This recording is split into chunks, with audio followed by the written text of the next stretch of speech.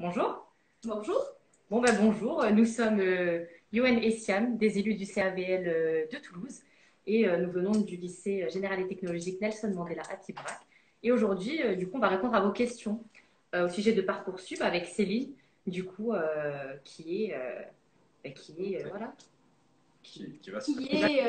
qui est responsable, qui est responsable de Parcoursup pour l'Académie de Toulouse et effectivement présente avec vous ce soir et ravie d'être là pour répondre aux questions que vous vous posez sur cette phase de formulation, de confirmation des vœux et voilà.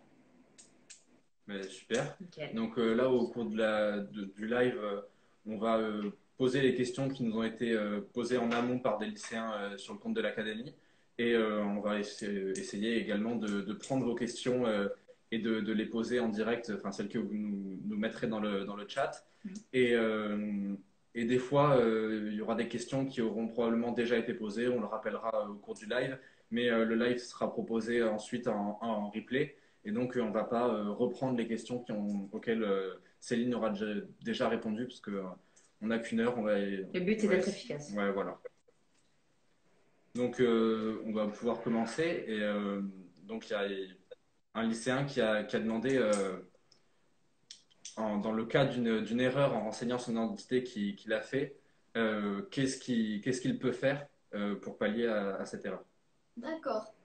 Alors, déjà pour s'inscrire, hein, pour créer son dossier, il vous faut un certain nombre d'éléments. Il vous faut votre INE, qui est votre identifiant national élève. Il vous faut renseigner votre département de naissance, votre commune de naissance et votre date de naissance. Et sur ces éléments-là, ça va vous permettre de créer votre dossier. Il peut arriver effectivement qu'on se trompe quand on avance dans ces étapes et que l'identité renseignée soit peut-être pas la bonne, donc on ait inversé le nom, le prénom, ça peut arriver, c'est pas grave. À ce moment-là, vous avez une rubrique contact dans votre dossier et il ne faut pas hésiter à écrire un message. Vous êtes accompagné, vous avez des collègues de mon équipe qui sont là pour répondre et vous guider, débloquer les dossiers pour que vous puissiez avancer et reprendre votre inscription en toute sérénité. Voilà, donc il ne faut pas hésiter à écrire un message sur la rubrique contact quand vous êtes sur votre dossier. D'accord, très bien. Du coup, il y a une autre élève qui nous demande si la formation à laquelle elle voulait candidater, du coup, cette formation n'était pas sur la plateforme et elle veut savoir si elle doit quand même s'inscrire sur Parcoursup ou pas, du coup.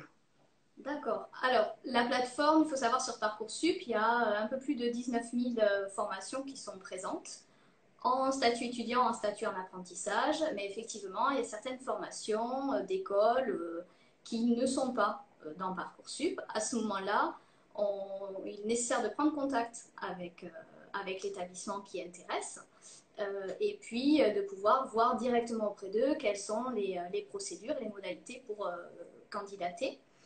Un petit conseil quand même, dans la mesure où ce sont parfois des procédures particulières pour ces écoles-là. Moi, ce que je conseille aux élèves, c'est de quand même regarder si dans le cadre de Parcoursup, il peut y avoir des formations proches, similaires, et de pouvoir quand même postuler sur d'autres formations pour ouvrir un petit peu les possibles et puis augmenter les chances de pouvoir avoir une admission et assurer une poursuite d'études. Après, le choix reviendra de toute façon en dernier lieu aux candidats et à vous. Donc multipliez les possibles pour avoir vos choix, votre libre choix en fin de parcours.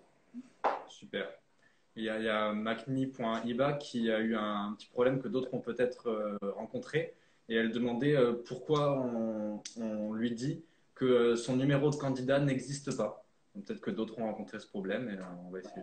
Ça peut arriver effectivement. Alors tout dépend ce que l'on entend par numéro de candidat. Je ne sais pas exactement ce que voulait dire cet élève, enfin ce candidat. Mais si c'est le numéro de candidat au bac, par exemple, puisqu'on demande effectivement à ce qu'il soit renseigné, hein, alors on le demande à renseigner par le candidat si on n'est pas en terminale. Si on est en terminale, votre numéro de candidat au bac, il va remonter tout seul. Par contre, effectivement, si on est déjà en enseignement supérieur, là, on peut être amené à le renseigner manuellement. Donc, soit il y a eu peut-être une erreur au moment de la saisie, soit c'est peut-être pas forcément le bon numéro. La même chose, hein, il ne faut pas hésiter, il ne faut pas rester sans réponse, il ne faut pas hésiter à adresser un message de façon à ce qu'on puisse regarder. Et puis nous, on est en contact aussi avec les collègues de la division des examens et concours hein, pour pouvoir retrouver les numéros de candidats au bac. Ça, c'est une première chose. Si par contre, numéro de candidat, ça veut dire numéro de dossier, un étudiant en réorientation, il ne reprend pas ses numéros de l'année dernière. Il recrée bien un dossier à part entière cette année. Avec, du coup, il va ressaisir les éléments que j'ai évoqués tout à l'heure. Et par contre, ce qu'il va faire, c'est qu'il peut tout à fait, et même on lui conseille de conserver et de renseigner la même adresse mail que celle qu'il avait utilisée l'année dernière s'il était dans Parcoursup, pour qu'il y ait un rappel automatique d'un certain nombre d'éléments de son dossier. D'accord. Très bien. Et également, on a Merveille Musafiri, du coup, Musafiri, excusez-moi, qui demande si Parcoursup est également pour celui qui a déjà son baccalauréat depuis 2020. Tout à fait, tout à fait. Il y a pas de limite particulière en termes d'obtention du bac ou même d'âge. Hein. Le Parcoursup, ça te permet de candidater sur des formations sur l'entrée en première année d'enseignement supérieur. Donc, même si on a obtenu son baccalauréat en 2020 ou même antérieurement à cette date-là, aucun souci, on se laisse guider sur la plateforme pour renseigner ses résultats obtenus il y a quelques temps. Ok. Mais au-delà de ce problème qui n'est pas un problème finalement, de date d'obtention du bac, on a également des questions sur le cas des personnes qui ont une nationalité européenne, qui ont obtenu un bac étranger et qui se demandent si elles peuvent postuler sur Parcoursup ou non. Ouais. Alors, la question des candidats internationaux, alors elle peut être différente hein, suivant la situation du candidat. Là, dans ce que je comprends, c'est un candidat qui a la nationalité européenne et qui a obtenu un bac à l'étranger, donc il n'y a pas de souci, il peut candidater dans Parcoursup. Il n'y a pas de difficulté particulière. Il suit la procédure dans la mesure où il est de nationalité européenne. D'accord. Et on a également, du coup, une personne toujours de nationalité étrangère et qui prépare, du coup, un bac étranger. Et elle aimerait savoir si elle peut candidater dans toutes les formations. Alors là, effectivement, suivant la situation et si elle fait partie d'un pays qui relève de ce que l'on appelle les pays études en France, la situation peut être différente suivant si elle souhaite demander des formations sélectives ou non sélectives type licence. Donc là, le mieux pour cette personne qui a posé la question, c'est, alors déjà, dans un premier temps, elle peut tout à fait consulter la foire aux questions qui est sur le site de Parcoursup. Et il y a une rubrique spécifique qui concerne les candidats internationaux et la situation dans laquelle on se trouve. Hein. Donc déjà, elle peut voir par rapport à sa situation personnelle. Elle peut également consulter le site de Campus France qui va lui donner des démarches et bien entendu, elle peut adresser un message de façon à ce qu'on puisse vraiment l'éclairer sur sa situation personnelle et voilà, en fonction de sa nationalité et du bac obtenu. Ok. Et dans quelque chose qui est peut-être un peu plus actuel pour les différents lycéens en terminale ou non qui vont s'inscrire sur Parcoursup, vu que ça a ouvert, qui peuvent se demander jusqu'à quand ils peuvent formuler leurs vœux. D'accord. Question de calendrier à ce moment-là. Voilà. Donc, par rapport au calendrier, sur la formulation des vœux, vous pouvez formuler vos vœux jusqu'au 29 mars, inclus, au soir. Et vous avez ensuite un délai encore de quelques jours pour finaliser votre dossier, donc finir de le compléter, et puis confirmer chacun des vœux. Et donc là, ce délai, c'est jusqu'au 7 avril, inclus également. Voilà, donc ça c'est le calendrier, c'est un calendrier national, donc il faut être attentif aux dates, hein, pas attendre le dernier moment parce que compléter un dossier ça peut être parfois long. Donc voilà, ça vous donne effectivement ces échéances-là. Et surtout, n'hésitez pas à anticiper ce travail de complétude du dossier pour pouvoir être accompagné si nécessaire tout au long de cette période-là de un petit peu moins de 2 mois. Tout à fait 2 mois. D'accord. Et du coup, toujours sur les vœux, savoir si l'ordre des vœux a une importance. Alors non, pas du tout. Ok. L'ordre des vœux n'a pas d'importance dans votre dossier, c'est-à-dire que soyez libre de formuler les vœux que vous souhaitez, comme vous le souhaitez, hein. L'ordre des vœux, il est pour vous finalement, puisque on ne vous demande pas de hiérarchiser, on ne va pas demander, un établissement ne saura pas si le vœu que vous avez fait pour la formation, c'est votre premier vœu ou pas. Tout ça, c'est complètement inconnu pour l'enseignement supérieur. Par contre, c'est pour vous finalement, hein, c'est vous qui allez réfléchir petit à petit, progressivement, mais même là, vous avez encore le temps, hein, parce que vous avez jusqu'à la phase d'admission, donc vous avez jusqu'au mois de juin pour affiner ça, réfléchir sur qu'est-ce qui me plaît le plus, où est-ce que j'ai le plus envie d'aller. Donc c'est davantage un travail personnel, hein, d'accompagnement, de votre projet à vous que pas du tout demandé dans votre dossier en tous les cas. Donc aucune hiérarchie de vœux pour le dossier. Donc, l'ordre des vœux n'a pas d'importance, mais pour autant, est-ce que la formation peut avoir connaissance des autres vœux formulés? Non plus.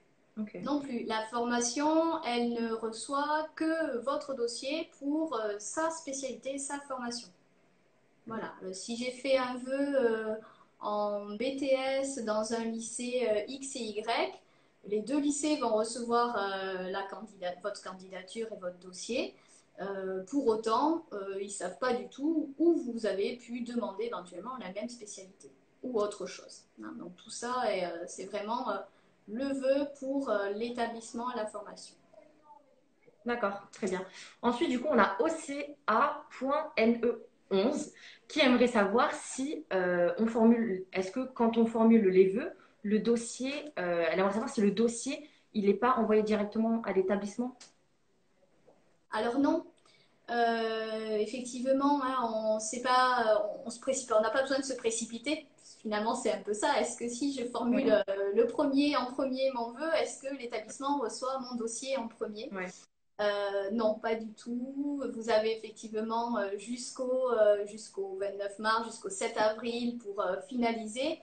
Et les candidatures sont envoyées toutes en même temps après la date du 7 avril, hein, et au même moment dans tous les établissements. Donc, aucun souci, prenez le temps de travailler votre projet, d'affiner voilà, les différents éléments qui sont à renseigner dans le dossier. Et voilà, aucune précipitation, les dossiers sont tous envoyés à la même date après la date du 7 avril. Ok, donc on a donc tous le même temps pour compléter nos vœux. Mais au final, combien est-ce qu'on peut en mettre? Ah, comme vous voulez. Non, je plaisante. Il y a quand même un maximum. Il y a un maximum de 10 vœux sous statut initial.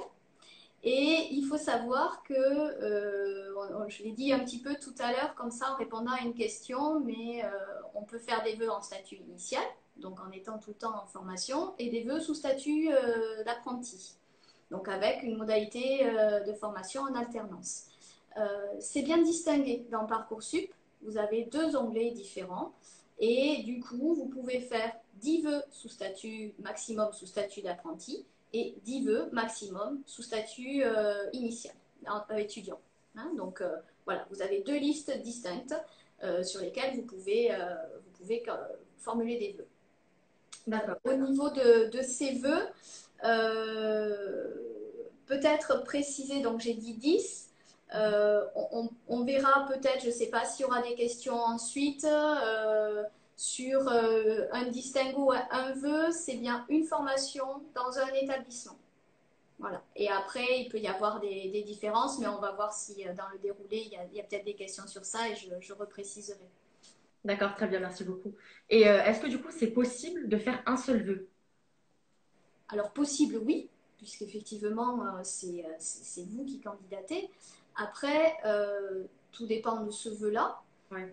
du vœu qui est formulé. Hein. Il faut savoir qu'il y a des formations qui sont effectivement très demandées, qui peuvent être sélectives. Donc, si une formation est sélective, ça veut dire qu'éventuellement, on peut ne pas être classé. Voilà. Donc, c'est vrai qu'on peut. Si le terme est est-ce que je peux faire qu'un seul vœu, finalement, si j'ai envie d'en faire qu'un, tout à fait. Après, en termes de sécurisation Ouais. de vos études pour Ouais. la suite et de ce que vous allez faire au mois de septembre, c'est peut-être pas forcément ce qui est recommandé. Et en tous les cas, il faut, je pense, réfléchir aussi à comment je peux élargir. J'ai peut-être effectivement une spécialité en particulier qui m'intéresse.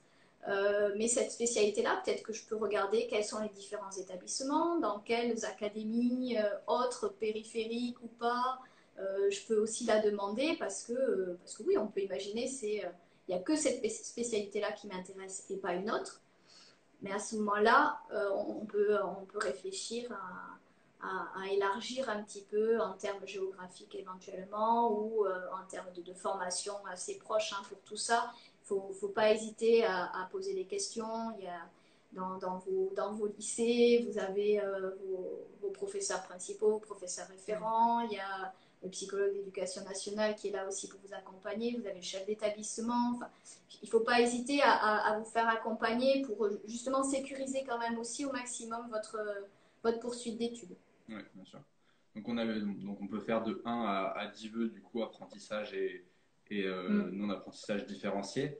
Et d'ailleurs, on a déjà répondu à certaines questions. Donc pour ceux qui nous rejoignent, j'en profite pour préciser que ce live sera retransmis sur le compte de l'académie sur lequel nous sommes. Donc on ne va pas répondre si vous posez une question qui a déjà été posée. On ne va pas forcément y répondre, mais vous pourrez très probablement la retrouver En replay, ouais. en replay sur le compte.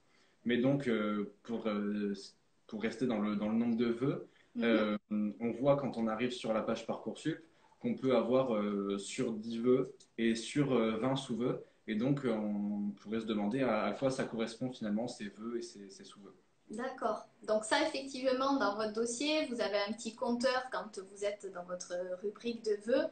Alors, le compteur des vœux, c'est ce que je vous ai indiqué, hein, c'est ce dont on parlait, c'est la spécialité. Et puis, effectivement, il y a des formations qui fonctionnent en sous-vœux. Alors, peut-être je vais prendre un exemple, ce sera plus parlant. Je suis intéressée par un BTS MCO. Et ce BTS MCO, il est fait dans 3 lycées sur lesquels je serais prêt à partir, à aller. Ça veut dire qu'au niveau des vœux, je vais avoir un vœu qui sera mon BTS MCO. Et puis, je vais avoir 3 sous-vœux puisque je vais le demander dans 3 établissements différents. Voilà. Dans la mesure où je reste sur la même spécialité et que ce qui varie, c'est l'établissement, ça me décompte des sous-vœux. C'est pour ça que quand vous allez faire ça, vous aurez, au niveau du compteur, vous aurez un vœu sur 10 et puis vous aurez 3 sous-vœux sur 20. D'accord? Voilà. C'est ça un petit peu le principe des sous-vœux. Alors, vous avez après, il peut y avoir quelque chose d'un peu complexe, pour autant, pas d'inquiétude, parce que finalement, le fait que ce compteur soit présent, bah, il fonctionne pour vous. Vous n'avez pas si je peux mettre des guillemets, à vous prendre la tête sur où j'en suis de mon nombre de sous-vœux, puisqu'il va comptabiliser pour vous, en sachant que vous avez des formations qui ne viennent pas se comptabiliser en sous-vœux. C'est l'exemple, je veux faire une école d'ingénieurs, il y a des écoles d'ingénieurs qui ont plusieurs sites. Je prends l'école l'INSA par exemple, c'est proposé dans différents lieux en France, ça ne vous décomptera pas des sous-vœux. Vous allez faire un vœu, effectivement, INSA, pour un regroupement. Et puis ensuite, vous allez choisir les sites qui peuvent vous intéresser. Vous n'êtes pas du tout obligé de choisir l'ensemble des sites, hein, parce qu'il faut qu'effectivement, vous puissiez demander véritablement les sites qui vous intéressent, dans lesquels vous êtes prêt à partir et prêt à aller. Mais ça ne vous décomptera pas de sous-vœux. C'est la même chose pour les IFSI, par exemple, et les instituts en soins infirmiers. où ben, effectivement vous avez le vœu IFSI pour le regroupement, mettons, de l'Académie de Toulouse. Donc ça va vous faire un vœu. Après, les IFSI, on en a plusieurs sur l'Académie de Toulouse, ça ne décomptera pas de sous-vœu. Vous allez choisir quels sont les sites qui vous intéressent. Par contre, si je demande l'IFSI sur l'Académie de Montpellier, par exemple, c'est un deuxième regroupement, donc là, ça me comptera 2 vœux. D'accord, ok.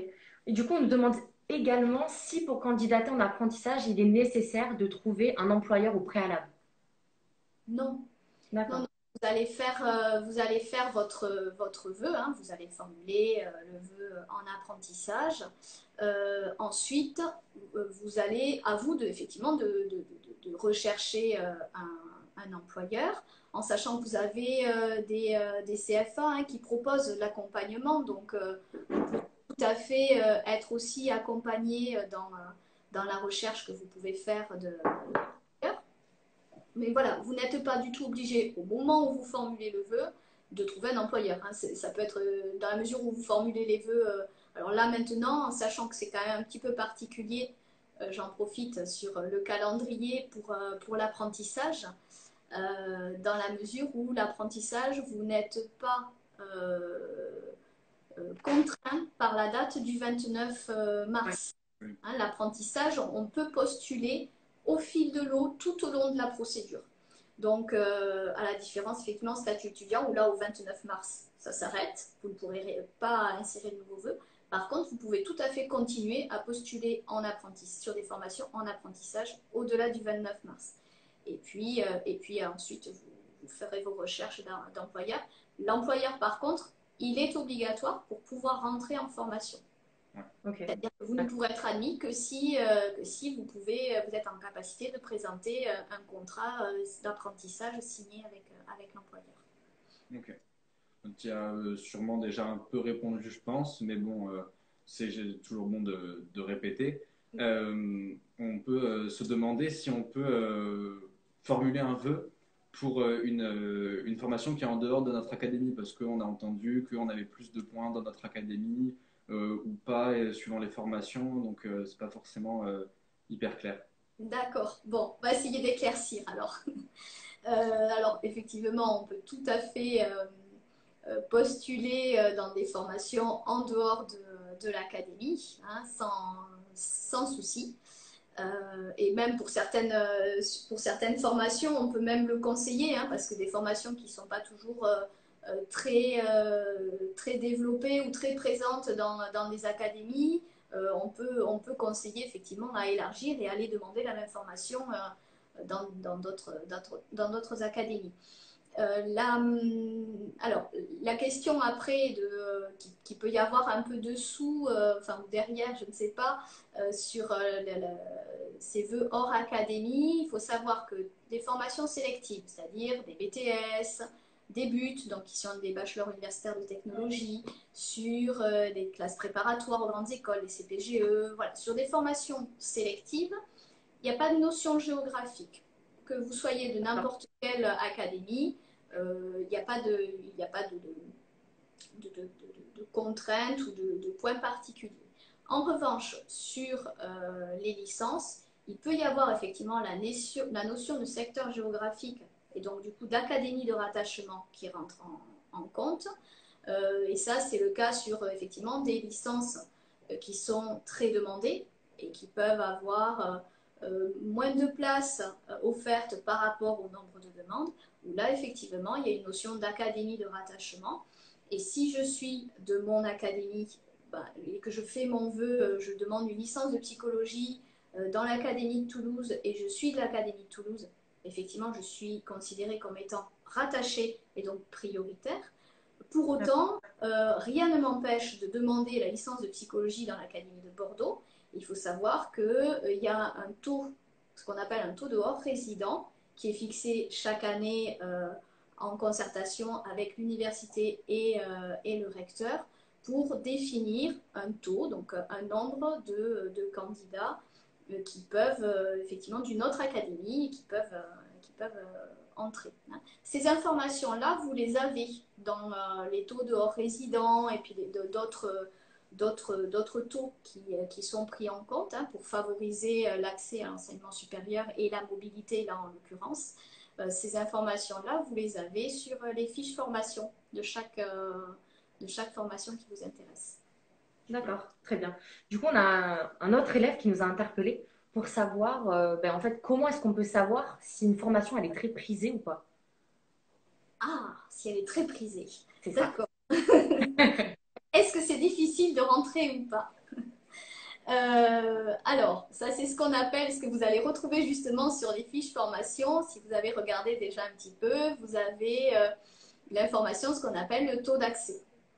Le taux d'accès, ça vient justement vous donner l'information de est-ce que telle formation, elle est très demandée ou pas. Un taux d'accès, quand vous avez un chiffre qui est à 100% de taux d'accès, ça veut dire que finalement, tout candidat qui a postulé, qui a demandé, a pu avoir une proposition. D'accord? Et ce chiffre-là vous permet, vous, de savoir est-ce que effectivement une formation, elle est très demandée ou pas. Voilà. Plus le pourcentage est faible, et plus ça veut dire que la formation, elle est effectivement très demandée et il y a une pression importante. Et donc, ça permet justement, quand on réfléchit à comment je formule mes vœux, comment j'élargis éventuellement, cette information-là, elle vous permet quand même de savoir est-ce que j'essaie d'ouvrir un petit peu les possibles et de demander de façon un petit peu plus diversifiée des poursuites d'études. Ok. Bon, peut-être pas très lié, mais il y a marilou.dvx qui se pose une petite question. Et elle n'est sûrement pas la seule. Elle a oublié de marquer quelque chose qui aurait pu impacter sa scolarité en long terme, comme on nous le demande lorsqu'on s'inscrit sur Parcoursup. Elle a finalisé son inscription, mais du coup, elle se demande si elle peut retourner, modifier et pouvoir rajouter ce problème. D'accord, donc c'est au niveau de sa scolarité qu'elle a oublié, de renseigner des éléments, si je comprends bien. Exactement.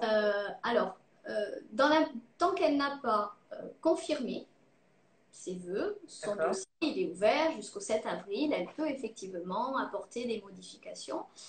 Si c'est une modification sur la partie scolarité, quand elle est dans la rubrique scolarité où elle a le détail de ses 5 dernières années, sur l'année en cours, donc 2021-2022, elle a un petit encadré qui s'appelle éléments liés à ma scolarité, sur lequel elle peut tout à fait revenir et modifier des éléments. Donc là, elle n'a pas de blocage, elle peut, même si elle a finalisé une inscription, ça veut dire, en principe, finaliser l'inscription, ça veut dire j'ai terminé, j'ai créé mon dossier. Pour autant, je n'ai peut-être pas fini de formuler mes vœux, etc. Mais même si j'ai créé mon dossier, que j'ai validé une scolarité, je peux tout à fait y revenir dessus. Et surtout, si vraiment elle a un souci, encore une fois, elle écrit, voilà, et on peut regarder en détail d'où peut venir le blocage qu'éventuellement elle rencontrerait, mais il n'y a pas de blocage particulier tant qu'effectivement les dossiers, là, on n'est pas au 7 avril. D'accord, très bien. Du coup, on a une autre question qui revient beaucoup. Oui. C'est de savoir, notamment, s'il est nécessaire de rédiger un projet de formation motivé pour chacun de nos vœux.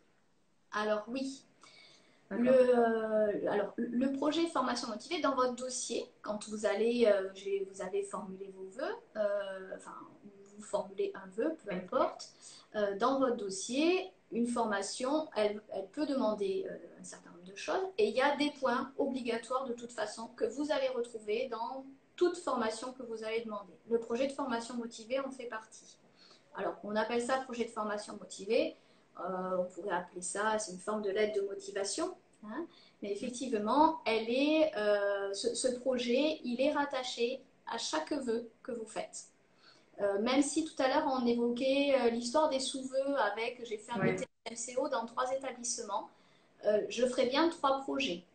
Alors, la spécialité, elle ne va pas changer. Donc, par rapport à expliquer pourquoi j'ai envie de faire cette spécialité-là, ça ne va pas varier. Hein. On peut imaginer qu'on ait des projets de formation motivés qui soient quasi similaires. Pour autant, j'en aurai bien 3 puisqu'ils sont rattachés à chaque vœu. Ouais. Voilà. Donc, j'ai autant de projets de formation motivés que j'ai de vœux. Ok, donc il y a quand même pas mal de projets de formation motivés à faire et ils ont quand même une certaine importance. Tout Et à fait. Alors, juste sur le point, tout à l'heure, on parlait par contre des instituts en soins infirmiers, par exemple, ou des écoles d'ingénieurs. Là, on est sur un regroupement. Donc, par contre, j'ai qu'un seul vœu. J'ai qu'un seul projet de Oui, formation. oui, ouais, Donc, d'accord. je ne vais pas refaire. Oui, oui, J'ai oui, demandé INSA, Toulouse, ouais, Lyon, ouais. oui, etc. oui. Je ne vais pas faire à chaque fois un projet, hein, j'en sais qu'un. Ok, ok. Mais du coup, comment est-ce qu'on peut, comment est-ce qu'on doit finalement rédiger ces projets de formation motivés? Alors, on doit rédiger, je ne sais pas. Non, le projet de formation, il faut qu'il vienne indiquer à un établissement, la commission qui va examiner vos dossiers.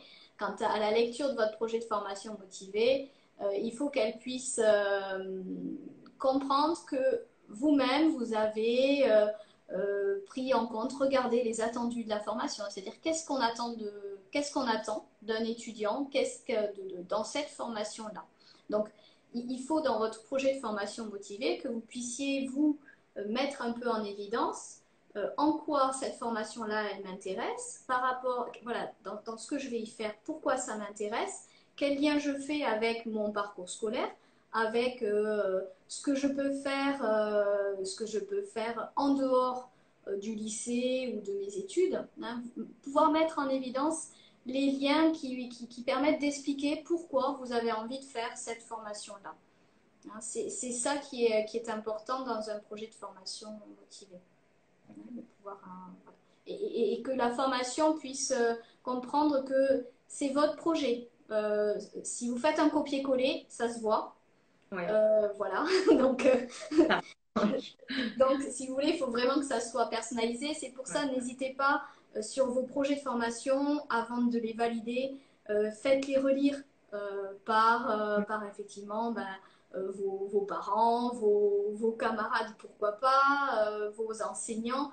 Voilà, faites-les relire de façon à ce que vous puissiez aussi avoir ce retour-là et qu'on puisse vous dire, non, moi je comprends pas bien finalement quand j'ai lu ton projet, je comprends ça m'éclaire pas forcément sur pourquoi tu as envie de faire ça. Ça vous permet de pouvoir réajuster. Donc il ne faut surtout pas hésiter à prendre conseil sur ces rédactions-là voilà, et pas du copier-coller parce que voilà, ça existe et ça se repère. Ça se repère. Ok.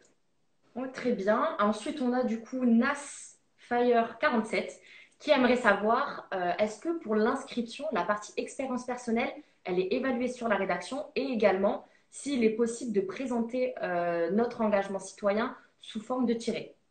D'accord. Alors, là, la question, elle renvoie à la rubrique activité centre d'intérêt. Alors, il y a deux points dans la question, du coup, je vais Oui, oui, voilà, les prendre composé. l'un après l'autre dans ma réponse. Effectivement, l'expérience personnelle telle qu'on l'évoque là peut être développée dans cette rubrique-là spécifique activité centre d'intérêt. C'est une rubrique qui vous permet de venir mettre en valeur ce que vous pouvez faire du lycée, en dehors de vos études, en dehors de vos acquis scolaires, on va dire ça comme ça.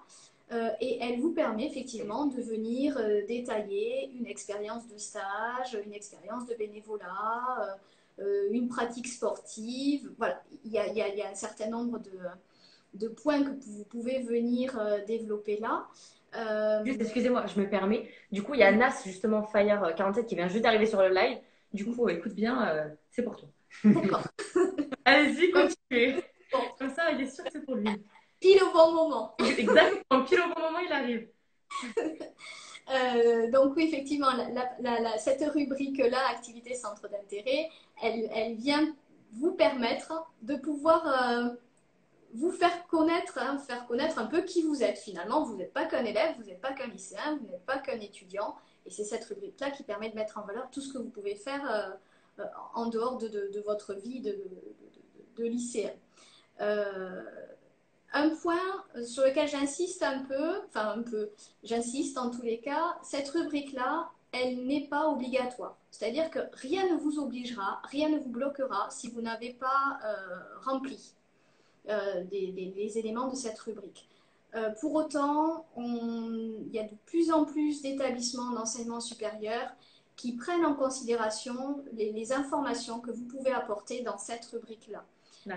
Je reviens sur l'exemple des instituts en soins infirmiers, mais c'est la même chose sur des écoles qui permettent d'aller vers du travail social, par exemple, vers des diplômes d'éducateurs spécialisés ou d'autres diplômes de ce secteur-là. Vous avez de plus en plus d'écoles d'ingénieurs. Enfin voilà, vous avez une rubrique là qui est de plus en plus regardée par l'enseignement supérieur, donc ne la négligez pas.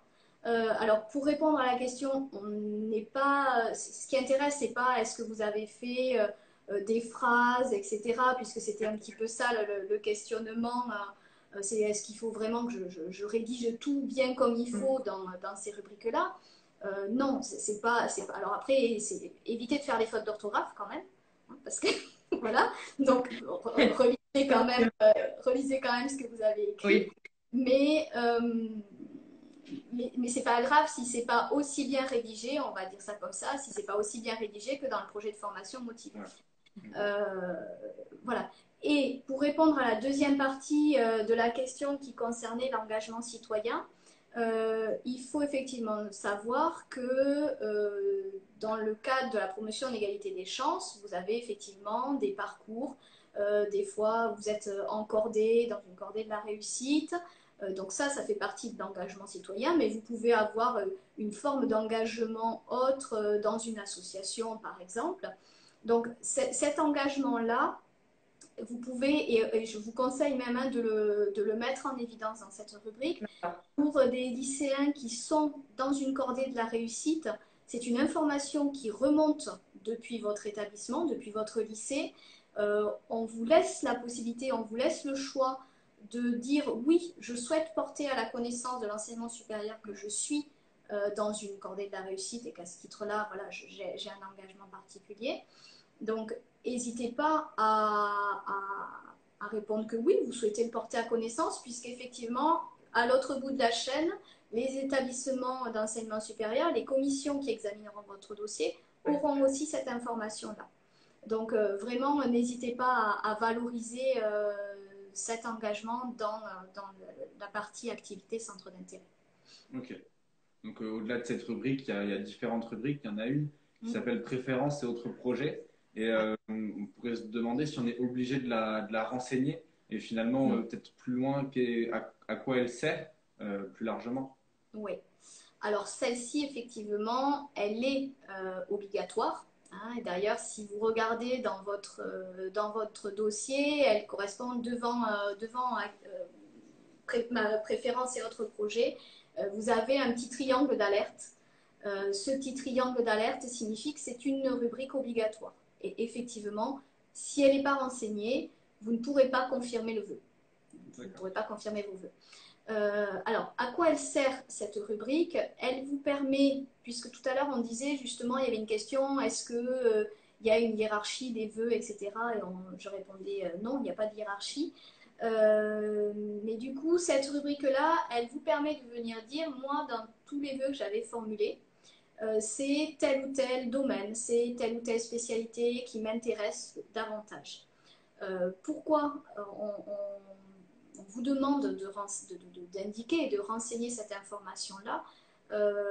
Tout simplement, si en fin de procédure, vous n'avez pas obtenu d'admission, vous n'avez pas de formation, il y a une commission d'accès à l'enseignement supérieur que vous pouvez solliciter et qui va effectivement examiner votre dossier et qui va regarder au regard des vœux que vous avez formulés, de vos projets de formation et de cette rubrique, qui va examiner les possibilités que l'on peut vous proposer en termes de poursuite d'études en fonction des places qui restent disponibles.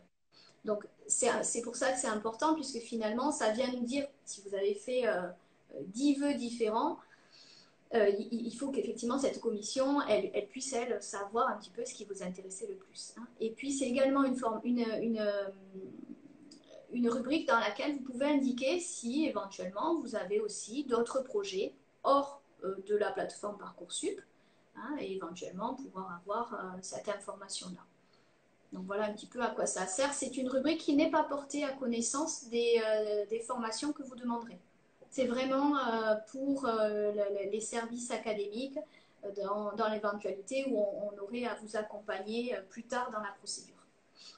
D'accord, très bien. Du coup, on a une question de Yves Stone 16 qui me semble, qui je pense, est sur notre live. Il aimerait savoir si on constate une erreur sur son bulletin, est-ce que ces vœux seront quand même pris en compte? Alors, si il constate, donc dans ce que je comprends, s'il constate une erreur, ça veut dire que son bulletin Sur ces bulletins, oui. en terminale. Ouais. Les bulletins, quand vous êtes en terminale, vos bulletins ils remontent automatiquement depuis votre établissement scolaire. Donc, s'il constate une erreur, il prend contact avec l'établissement, voilà, avec son établissement, pour signaler l'erreur de façon à ce que son chef d'établissement puisse corriger le bulletin. Sinon, son vœu va être pris en compte. Oui. Mais il sera pris en compte avec l'erreur de bulletin. Donc, Ouais. voilà, donc il faut effectivement signaler l'erreur en amont pour qu'elle soit corrigée et que le dossier transmis soit avec la bonne moyenne. Ok. Et toujours sur les bulletins, du coup, il y a Omélia-PRD qui demandait pourquoi on ne peut pas valider ses vœux sans les bulletins rentrés par le lycée. Eh bien, parce que les bulletins font partie des pièces obligatoires dans tout dossier. Donc, tant qu'effectivement, il n'y a pas un bulletin, le dossier, il n'est pas complet. Ouais. Pour qu'un dossier soit complet, il faut qu'effectivement, il y ait le projet de formation motivé, il faut qu'il y ait les bulletins scolaires qui soient remontés, éventuellement certaines formations, telles que des formations artistiques, par exemple, qui peuvent demander des pièces complémentaires. Il faut que ces pièces complémentaires-là soient là dans le dossier. Si j'ai fait des vœux pour des licences de droit ou des licences de sciences, il y a un questionnaire qui se passe sur la plateforme. Voilà, vous avez un lien qui vous dirige vers un questionnaire de l'ONICEP qui vous permet de répondre à des petites questions pour savoir un petit peu comment vous êtes renseigné sur ces filières de droit ou de sciences. Et à l'issue de ce questionnaire-là, vous récupérez une attestation que l'on vous demande de téléverser dans le dossier.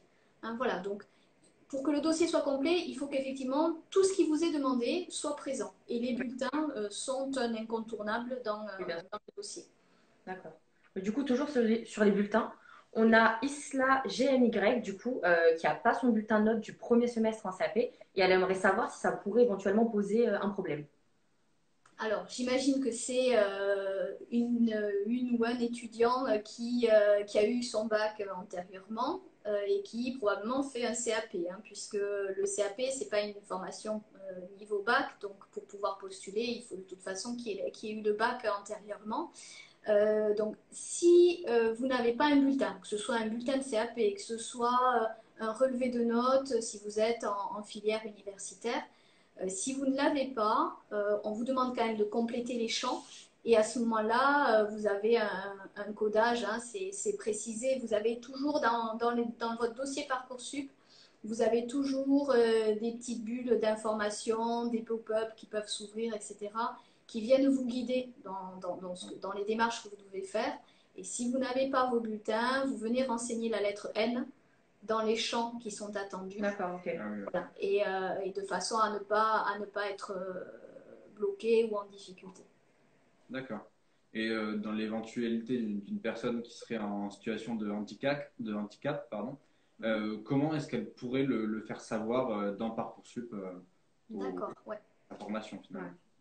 Alors, pour les étudiants ou les lycéens qui sont en situation de handicap, vous avez, alors vous l'avez peut-être déjà remarqué, parce que c'est très rapidement à l'inscription, à l'ouverture de la création de votre dossier, vous êtes tous passés par une rubrique où on vous demande justement si vous êtes en situation de handicap. Et si c'est effectivement le cas, on vous propose de renseigner une fiche de liaison. Cette fiche de liaison, elle est pas obligatoire, hein, vous la renseignez si vous le souhaitez. C'est une fiche qui n'est pas transmise à la formation d'enseignement supérieur, mais qui par contre vient éclairer la commission, les services académiques, s'il y a besoin à un moment donné de réexaminer votre situation au moment de l'admission. Ça permet effectivement d'avoir des éléments sur votre situation de handicap. Donc elle sert à ça. Et puis plus tard, si effectivement vous êtes pris dans la formation, que vous avez complété cette fiche de liaison, vous pouvez tout à fait la communiquer au moment de votre inscription à l'établissement dans lequel vous êtes pris, de façon à voir avec l'établissement quels sont les aménagements qui sont à mettre en place pour vous accompagner. Voilà. Donc ça, et il faut savoir en parallèle que dans chaque établissement, vous avez un référent handicap. Hein. Alors suivant l'établissement, c'est un service à part entière, ou ça peut être une personne référente sur cette question-là dans un établissement. Okay. Et vous avez dans la fiche formation, vous avez indiqué l'adresse mail, hein, souvent de ce contact-là. Donc vous pouvez tout à fait prendre contact pour savoir quels sont les aménagements qui peuvent être mis en place. Et on va arriver là sur la période, et on y est déjà un petit peu sur la période des journées portes ouvertes. Il ne faut pas hésiter non plus à poser les questions sur ces temps-là. Hein. Ce sont vraiment des temps précieux pour se renseigner sur tous ces points. D'accord. Du coup, on a un autre étudiant qui se demande ce qu'est la fiche de suivi qu'il peut transmettre dans son dossier. D'accord. Alors, les étudiants qui souhaitent se réorienter, hein, qui souhaitent reprendre une autre première année d'enseignement supérieur, ou les personnes qui seraient sur une reprise d'études, par exemple, ont effectivement la possibilité de renseigner une fiche de suivi. Donc cette fiche-là, elle comprend deux parties. Une partie qui vient expliquer un petit peu, qui est complétée par l'étudiant sur sa démarche de réorientation, et une deuxième partie qui est complétée, elle, par les services d'orientation, donc soit les services universitaires, soit des centres d'information et d'orientation, en tous les cas par une structure d'accompagnement à l'orientation, et qui vient effectivement expliciter le projet de réorientation. Donc c'est une fiche qui n'est pas obligatoire, qui peut être quand même conseillée, parce que ça vient indiquer un petit peu la démarche, et ça permet aussi à l'étudiant de prendre un peu de temps pour réfléchir à son orientation, pour se questionner sur son projet, etc. Donc c'est effectivement une pièce qui peut tout à fait téléverser s'il le souhaite. D'accord. Ok. Et on a Afan-MRS qui apparemment en année passerelle, peut-être revenir sur ce qu'est une année passerelle d'ailleurs, et qui demande quelles notes seront prises en compte dans son dossier Parcoursup. D'accord. Alors effectivement, tout dépend ce qu'il entend par année passerelle et sur ça. Donc si ça doit être probablement alors soit c'est une année un petit peu intermédiaire, soit c'est un étudiant qui est sur un dispositif qui s'appelle des classes passerelles, effectivement. Alors suivant la situation, ma réponse ne serait pas tout à fait la même, hein. En tous les cas, pour ce qui est des notes, les notes qui sont prises en compte, ce qui remonte à l'établissement de façon classique et commune à tous, ce sont les bulletins de première et de terminale. Après, effectivement, si sur cette année qu'il appelle, que cet étudiant appelle passerelle, il a des résultats scolaires, il va pouvoir les renseigner, il n'y a pas de souci. Si c'est une classe passerelle, il n'y a pas nécessairement de résultats scolaires. Il peut y avoir des appréciations de bulletins, mais il n'y aura pas forcément de moyenne et de notes. Donc à ce moment-là, il ne renseignera pas les notes, et puis il renseignera des appréciations s'il y avait des appréciations. Voilà. En tous les cas, si c'est une année un petit peu particulière qu'il suit, il peut, dans la rubrique éléments liés à ma scolarité, détailler aussi un petit peu le contenu des cours. Tout dépend ce qu'il entend par année passerelle. Voilà. Et en tous les cas, si on n'a pas forcément répondu là, si j'ai pas forcément répondu précisément à la question, n'hésitez pas à nous envoyer un message. On est là pour ça. Du coup, ensuite, on a Bernasri qui aimerait savoir comment sera l'inscription pour les candidats libres, du coup, suite au report des épreuves. en mai. D'accord, oui. Sujet On aura... d'actualité. Exactement. Alors du coup, la réponse peut intéresser parce que la question du report des épreuves au mois de Ouais. mai, finalement, elle vous concerne tous, que vous soyez en candidat libre au bac ou pas. Hein. Donc, en fait, ce qui vient changer, c'est que si vous aviez eu les épreuves de DS au mois de mars, effectivement, dans la partie bac, hein, je dis bien bac et pas bulletin, c'est vraiment deux choses dissociées. Ok. Dans la partie bac, vous auriez eu les résultats aux épreuves du mois de mars. Dans la mesure où là, c'est reporté, effectivement, ces résultats-là, de DS, dans la mesure où c'est reporté au mois de mai, vous ne les aurez pas, enfin les établissements et l'enseignement supérieur ne les aura pas au moment de l'examen du dossier. Et ce sont des notes qui remonteront, au moment où vous aurez vos résultats au bac. Par contre, pour vous qui êtes lycéens, ce sont bien vos notes, par contre, qui sont sur vos bulletins en EDS. Oui. Elles sont maintenues et voilà, c'est vos bulletins. Donc, pour ce qui est des élèves en candidat libre, il y aura les notes obtenues en anticipé sur l'année de première. Tout ça va effectivement remonter. Et puis, effectivement, ce qui est de la partie EDS ne remontera qu'en phase finale au mois de juillet. D'accord. Et donc, il y a Anto.h30 qui est titulaire d'un baccalauréat professionnel Oui. et qui n'est pas directement lié à la formation qu'il demande et qui a des notes assez basses et qui demande alors s'il a des chances en IFSI.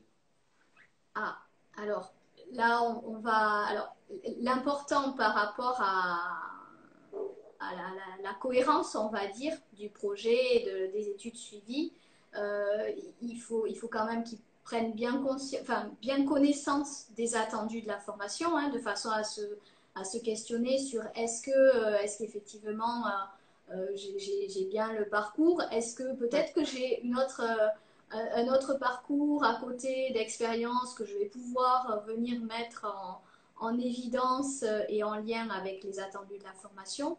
Donc ça, c'est un premier point. Il faut qu'il puisse vraiment, vraiment prendre connaissance avec les attendus, prendre connaissance des critères d'examen des vœux. Ça va lui permettre de savoir finalement sur quoi je vais être examiné, sur quoi la commission d'examen des vœux va porter son attention, qu'est-ce qui va être important pour la commission. Donc il faut vraiment qu'ils prennent ces informations-là, qu'ils n'hésitent pas à questionner, à se renseigner. Il y a une adresse, hein, il y a des adresses des responsables de formation, donc ils n'hésitent pas à poser ces questions. Après, mais ça finalement, ce que j'évoque là, ça concerne les IFSI, mais ça concerne toutes les formations, hein, bien prendre les renseignements. Toutes les formations aussi renseignent un rapport public, donc qui vient détailler le travail de la commission sur la session précédente, mais ça apporte des éclairages précieux pour pouvoir aussi se positionner, savoir est-ce que j'ai des chances ou pas, regarder les taux d'accès qu'on a évoqués tout à l'heure. Voilà, donc il faut vraiment prendre cet ensemble-là en considération pour pouvoir avoir quelques éléments d'éclairage. Hein. D'accord. Du coup, là, on va arriver sur la fin de notre live. On aimerait savoir si tu aurais des conseils à nous donner. Des conseils. Ah, C'est ça. d'accord. Alors, finalement, je vais reprendre un petit peu j'ai dit là il n'y a pas très très longtemps. On rentre sur la période des journées portes ouvertes. Donc, informez-vous, informez-vous, informez-vous. Hein. Soyez curieux de ça. Allez sur des journées portes ouvertes pour avoir effectivement des informations. Consultez ce que j'évoquais, hein, les attendus, les rapports publics, les critères généraux d'examen des vœux. Plus vous étofferez votre réflexion avec ces éléments-là, discutez-en avec vos parents, avec vos camarades, avec vos enseignants, les chefs d'établissement, enfin voilà, avec des professionnels d'orientation. Plus vous aurez ces informations-là, plus vous serez accompagné pour les digérer, hein, parce que des fois, c'est pas simple, il faut reconnaître. Ça peut faire une masse d'informations. Et plus ça vous permettra d'avancer, d'affiner votre projet, de voir comment j'ouvre mes possibles, les horizons. Ne vous censurez pas. On a évoqué 10 vœux, et 10 vœux avec des systèmes de sous-vœux, vous verrez que vous pouvez, Ouais. ça peut vite aller sur finalement beaucoup plus que 10. Ouais. Donc, et ne vous censurez pas, il n'y a pas de hiérarchie de vœux, donc n'hésitez pas. Faites vos vœux librement, vous recevrez une réponse sur l'ensemble de vos vœux, et le dernier mot, ça sera le vôtre. C'est vous qui choisirez effectivement si vous étiez pris à différents endroits. 2 derniers conseils. Attention au calendrier, c'est un calendrier national, c'est des dates butoirs, donc les blocages ils viennent se mettre automatiquement. Donc soyez attentifs au calendrier, ne vous y prenez pas au dernier moment parce que ça peut saturer. Puis on l'évoquait, les dossiers, il y a quand même beaucoup d'éléments qui peuvent être donnés. Donc des fois, voilà, dans la panique et l'urgence, c'est complexe de rédiger un projet de formation, de déposer un book artistique. Enfin voilà, il y a des étapes qui ne se font pas juste rapidement, c'est pas juste insérer un vœu. Donc voilà, soyez attentifs aux dates. Et puis je l'ai dit tout à l'heure, rassurez-vous, vous êtes accompagné tout au long de la procédure dans vos établissements. Et par rapport à Parcoursup en soi, je l'ai dit, la rubrique contact depuis votre dossier, vous avez un numéro vert qui est le 0800 700 040 qui vous permet effectivement de pouvoir poser des questions, de pouvoir échanger. Et puis vous avez les réseaux sociaux aussi qui sont en place et qui ont trait à Parcoursup. Vous avez des vidéos tutoriels, vous avez des lives qui sont proposés. Donc tout ça, vous avez des accès directs depuis la page d'accueil de Parcoursup. Donc voilà, n'hésitez pas à aller poser des questions. Il n'y a pas de questions. À explorer un peu. Hein. Voilà, à explorer. Tout à fait, c'est ça. Ben, super, merci beaucoup merci à tous d'avoir été présents ce soir et particulièrement à Céline qui a pu répondre à une grande partie de nos questions. Vous pourrez évidemment retrouver le live en replay dès ce soir sur ce compte Instagram de l'Académie de Toulouse. Donc on vous souhaite une bonne soirée et un grand merci à tous. Merci. Bonne soirée. Merci. Au revoir. Au revoir.